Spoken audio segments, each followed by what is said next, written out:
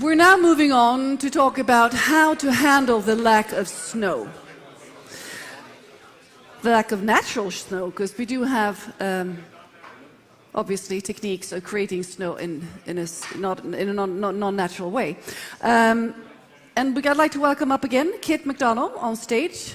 Where is Kit McDonald? Here we go. Hope he hasn't left the building. There he is, excellent. And also Sophia Dumay again, please join us here on this side of the stage. Mats Rylander, where do we have Mats Rylander? Here we go, Head of Sustainability of Vasaloppet. And Peter Jansson. Peter Jansson here, please join us. You're from the Åre Municipality Council. And we also have Peggy Greiser, Oberhof IBU World Championship 2023. Bitte. Okay.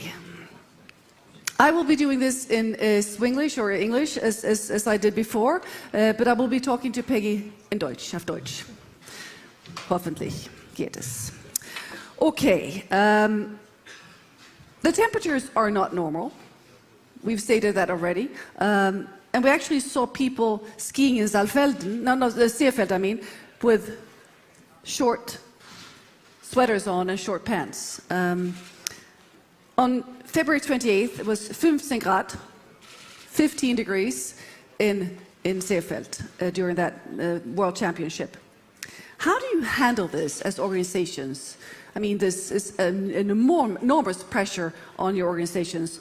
And what steps are you taking for the future? Let's start with Peter here, the Åre Municipality Council. How have you addressed the topic of future temperatures that will be elevated? The way we address it, I like to start to thank everyone for the previous input. It's been very interesting to be here. And Åre Municipality, we have a vision that says that together we create a sustainable future for everyone in a magnificent mountain environment. And Åre is, as most of you know, it's the biggest ski resort in Sweden, and the ski resort itself, the lifts and all that is the magnet for Åre. It's the main economic engine. It's what makes us running. So it's very important. The snow is very important. And all the events, everything, we games, events, championships, we want them to be sustainable, to have a profile, a sustainable profile, and have a dialogue that says that it's a mutual responsibility between the municipality and the arranger. And can you, can you as the rangers, I'm looking at you now again, Kit McDonald, can you as the rangers put pressure on the process of politicians? I mean, obviously the Olympic Committee is a huge actor. Can you say this is really worrying for us? How are we going to have Winter Olympics in the future? I mean, do you have those tools, those dialogue canals open to the politicians? I mean, because we really need them to work harder. Yes, we do, in all countries and at all levels. So I think you highlighted it, that no event, really these days of any level, be it Åre, be it here, be it an Olympic Games, is put on without a partnership between the sport community and the political community. And if you see the Olympic Games, the politicians, the government, the local, the national play a fundamental role, and they are the ones also that have a wider responsibility, not only on the event, but on addressing climate change itself. They are the ones that are part of the solution long term, not only the short term around mitigating it around the events. And here, all of us as involved in the sport movement have a responsibility to bring those partners to the table, regardless of the level of event, regardless of where it is in the world, and use that as an opportunity to use sports events to highlight the challenges that the climate is bringing to events, to sport generally, and to society. So yes, that partnership is critical, and here again we can use the opportunities around these events to elevate the visibility of the challenge. It's not just something that is affecting sport, it's affecting all of us. I think the comment was made in every aspect of our life, but these sports events and everyone around them give us the visibility, give us the ability to raise this profile of this challenge. And here as a major event owner, be it the Biathlon Union, be it the Swedish Biathlon Federation, the Swedish Ski Federation for ARE. We have the responsibility of bringing those actors together, delivering the event in a responsible way, but using it to elevate the visibility with all the partners, and the politicians, you're right, are absolutely fundamental in doing that. They control the resource, but they also control policies locally and nationally. Sophia, in terms of political pressure, what can you add to what you've already said about the event here in Östersund? Have you been able to push the decision makers? Yeah, I hope so. That's the goal. But I can tell you that, and I'm proud about this also, that I can tell you that as the first Swedish sport organization, we have signed the governmental Fossil-Free Sweden Declaration. Ah, that's great. I think it's that's good.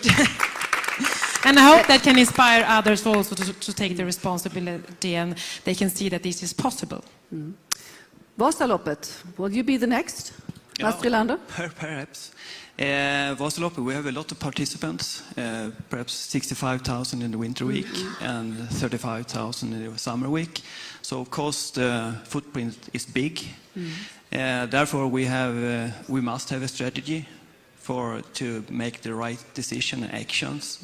But it's also important that we have good partners that can help us to develop this strategy and action plans.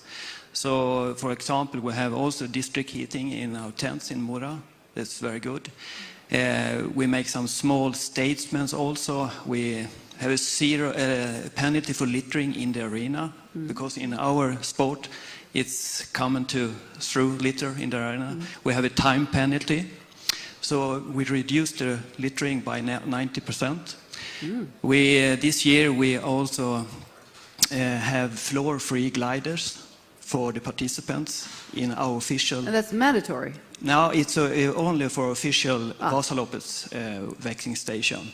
So we can't forbid the floor vaccines. That will be next year. Sure. Perhaps. Well, 99% of our participants, they don't need floor-free, floor vaccines, we think.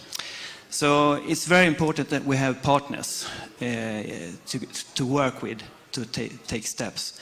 So the years that we are investing in the arena a lot. We have a snow factory in Oxberg, 30k from the start in Mora, and we also in Mora have a snow factory. But we have to invest in mobile snow factories, small factories, but and also invest in the arena, so we need less snow. So as you say, good ski track you do in the summer, you have to invest in the arena. So a lot of action plans we have. Thank you. Peggy Greiser, was kann Oberhof von Östersund lernen und vielleicht weiter auswickeln?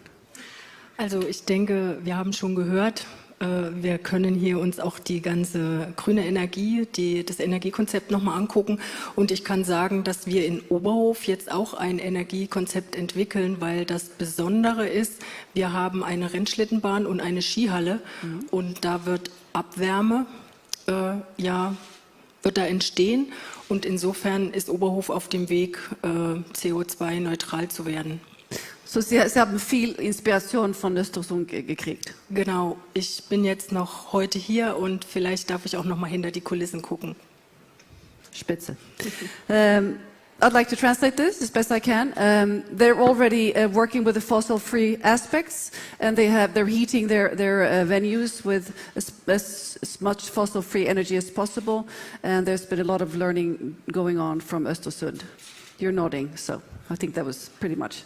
And you'd like to stay on and learn even more. Thank you. Sophia Domey, what feedback have you picked up from the visitors and also the people working in this with you in this event? Only positive feedback. They are very happy about this, and they are also impressed about the work we are doing. And here too, once again, I think a lot of these people, volunteers and so on that is working in the organization are very proud that we are doing this work, and that we Yeah, this is important questions for the future. And I'm happy to hear that we can inspire also other organization committees. They will have this kind of event in the future. And yesterday we had Beijing 2022, the delegation here, and they were also impressed. So that is also something that is important for us, that we can once again inspire the others. Sie freut sich, die Inspiration zu kriegen. Ja, gut. Peter Jansson, what has been the most challenging for the municipality in Åre with this work of being more fossil free? Well, one of the most challenging things is the fossil-free fuels, the HVO. We need the tapping stations or the filling stations. Together with when we arranged the championships, the Alpine Championships a month ago, there's a lot of things that have to be done. It's a lot of temporary building permissions, a lot of bureaucratic things, a lot of applications that have to be handled, and that's the main challenge, really, especially for the fossil-free fuels, the HVO stations. So that's one of the main challenges, and also the transport, which we don't really have control over, all the spectators coming and going. One of the biggest sponsors, they were shuttling athletes to and from the airport with electric cars, which is very good, but most of the spectators, they still come with cars. We would like them to come with the trains, but it's difficult to steer them to that. Whose idea was it to have chartered trains to the venues from Stockholm? That was the... That was your idea, Sofia? Yes, Brilliant. It's our idea. She's a star. Yes, yeah. And I take everything to her. And I understand they've been filled up, because I almost didn't get a seat. I had to almost sit down from traveling up here, because I'm happy to hear that. the Perfect. wagonettes were booked. That's good. That's one important thing to do. Kit McDonald, about 50% of the cities that have previously hosted the Olympic Winter Games are expected to be too warm to be able to be hosting them again. How do you handle this? Well, I think by discussions like today, I think that's one statistic, which is the tip of the iceberg, and that iceberg is being felt by everyone outside the Olympic Games as well. And maybe that statistic and others like it can give us the impetus to come back to that balance between action and education, make sure we're all educated in the right way, make sure we're all sharing the fantastic examples. And I think Beijing, learning from Östersund here, is a great example of how we can take some of the lessons and amplify those onto other stages as well. But it's a collective approach that we need to take to this. And I think the fact that we've got organisers, governments, national federations, athletes all here discussing it is vital, because everyone has a different role and responsibility. Everyone can bring something different to the table. I love the comment in the previous panel about trying to make sure we add up the 1 + 1 and make it more than 2, because adding up each of these individual initiatives from all of the various stakeholders is the only way we're going to change that statistic. That statistic is vital to us. But equally, as I say, we know that's the tip of the iceberg that's being faced by the winter sport industry and countries like Sweden that are impacted directly by this. So we have a role to play, everyone has a role to play, and we all collectively have a role to play in working together to make sure we bring different pieces of the solution to the table. And also, of course, I mean, the Olympic Games and the World Championships, and regardless of what sport, is a great window of joy, sort of uniting force, as I mentioned before, and to be able to connect that with sustainability and positive change, that's a big driver you have. It's a great impact, opportunity. yeah. I mean, Great opportunity, over yeah. half the world's population watches each Olympic Games or Olympic Winter Games.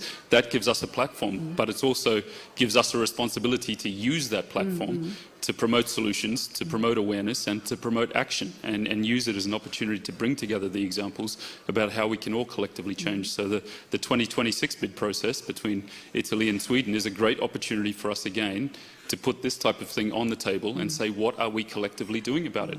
Not only for winter sport, but wider. But yes, using that opportunity, using the athletes, as we said earlier, using the engagement of governments in these sport events, using that opportunity to promote awareness and action is fundamental. How about telling the viewers, I mean, more about the good stuff that you do? Sophia, how much do the viewers understand of all the fantastic work that you've been telling us about? Yeah, I mean, I'm talking about the viewers, not the spectators on the arena, but all the viewers back home at the sofas, sitting there eating their potato chips. So they might be able to learn something from, about sustainability, right? Yeah, I hope so, and I hope they visit our homepage, for example. There we write a lot of things, and we tell everyone about what we are doing, about our job. So that's a good channel, and it have also been a lot in the media about our work. That's also good, and I hope everyone in the sofas that is eating the chips is reading these articles about the job that we are doing here. But I think one important question also is that we have the understanding that this is not cost. This is something that we invest for the future. We have been talking about that too, but this is really very important. To make sure that that is manifested. It is an investment, Yes, not exactly. a cost. Peter? I would say I will come back to the thing where we have good partners. Vasaloppet, we live in a very competitive world. There are a lot of arrangements that our participants can choose, but therefore we must be in the lead of these sustainable questions and work together as we do today. One of the biggest challenges that we have in our part of Sweden is the transportation. The participant in Sweden, they take one car and they come up to the area and then go down again. So we need a train. We have also train possibilities, but the infrastructure must be better. Carpooling, I don't know if you say it like that. Car sharing. Car sharing. So we must, the visitors and the participants must think in another way to meet the arrangements. Can I give you a tip? Yeah. Rögle Hockey Club. It's, if you not know hockey, Swedish hockey, it's a fairly famous hockey club in the south of Sweden, and they implemented if you are more than 3 people in the car driving to the venue, you get a free parking. I'm sorry, more than 4. 4 people in the vehicle driving to the hockey game, you park for free. Okay. And in one game, they looked out at the parking area, was like, whoa, where are all the cars? Same amount of people at the venue, 80% less cars. That's They good. just crammed in all the neighbors and went together. And there was the social aspect of it too, obviously. So I think that's a good one. Thank you. You're welcome. So Peggy, in Oberhof, was wünschen Sie, was glauben Sie ist so meistens mehr wichtig für Sie, so mit Sustainability zu arbeiten? Was ist am wichtigsten für Sie? Also erstmal muss man sagen, dass Oberhof ein ganz wichtiger Ort ist für uns, für unsere Region. Und wir haben eine sehr große Unterstützung vom Land, also von der Regierung. Das ist überaus wichtig, weil die Investitionen in die Zukunft nicht alleine gestemmt werden können. Und ich glaube, die Konzepte sind gut und die Leute dürfen überrascht sein, was wir 23 auf die Beine stellen. Die größte Erforderung, was ist das? Größte Erfolg. Erforderung. Was am wichtigsten ist. Ja, ich glaube, die Voraussetzung der IBU zu erfüllen, dass wir schneesicher werden, dafür brauchen wir unsere Depots und die wollen wir energetisch ertüchtigen. The biggest challenge for this venue, of course, is that they can secure the snow, as in all events, which is connected completely to what we're talking about here. But you also you claim that you have a very good connection with the regional, the region as it is. Thank you. Vielen Dank, Peggy Geiser. I have one final question. Sustainability is ranked as one of the most important factors when you interview spectators nowadays. It's been elevated to one of the more important that there's the right beer, etc. I mean, it needs to be sustainable these days. That's sort of a hygiene factor. what could that mean for you as event producers? I mean, does this give you sort of a leeway to be even stricter, even more forward in this work? That now people are more accepting and also expecting that this will be a green event. How can you sort of level up? If you talk about gamification, how can you sort of just elevate the process? People now, bring it on. Bring it on. What else can we do? Sofia, you've been brave enough. What's the next level?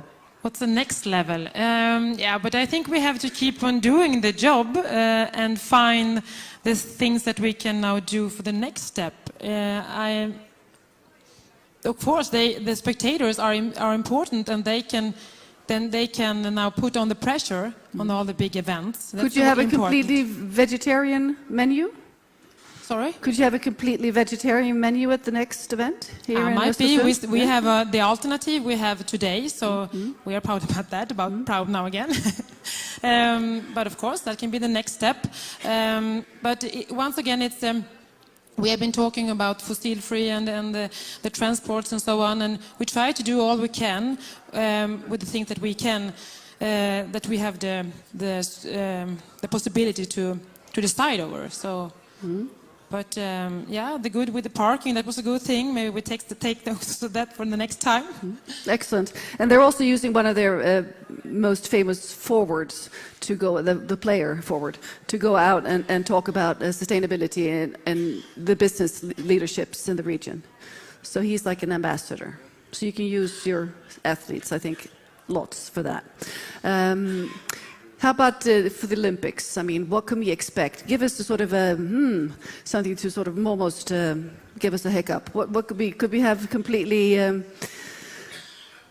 say it again, plant-based menus for the spectators at the next Olympic? That's probably shooting a bit too high, huh? Well, who knows in the future, huh? Who knows, particularly as we look towards 2026, the horizons may be there for these types of things. But I think around the games, I think what we can do is use the games to change behavior outside the games as well. I think that the example you gave about the carpooling, the use of public transport, the types of activities inside a venue regarding the rubbish that you mentioned, these types of things can be used to drive change outside. The other thing I'd say is just engage, and let's not assume what may be important to the spectators or the ticket holders or the broadcast viewers, but engage with them directly. The way all of these ticketing systems work now, the way that digital and social media work now, just engage early and also ask what is important to them. What would they like to see from these events? What would they like to see as a legacy from these types of events, be it Are, be it Östersund, be it the Olympic Winter Games in our case. But engage with them, find out what's important, and also search, just get ideas. Go to them and say, hey,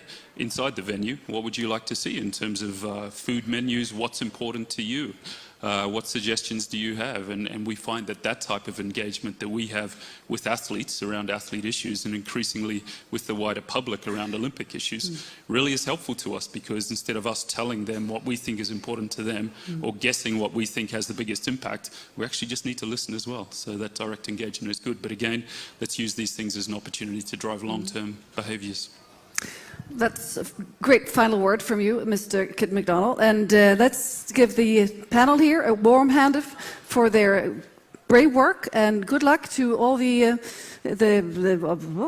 event. Being Swedish, I'm slightly partial, but viel Glück. And thank you very much. Thank you.